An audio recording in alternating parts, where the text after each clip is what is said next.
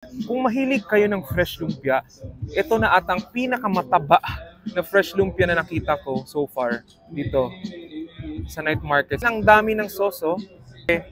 Aside from malinamnam is may gulay siya. Mahilig ako sa gulay.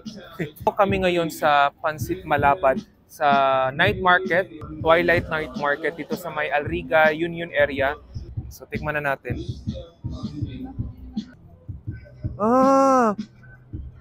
Toge. Ayan. Ayan, gulay, carrots.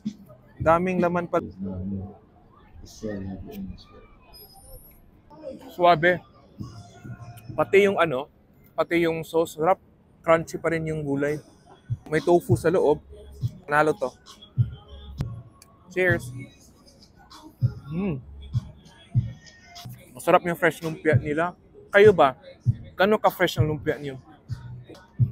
So meron din silang gyoza. So meron silang dalawang varieties, chicken and beef na gyoza.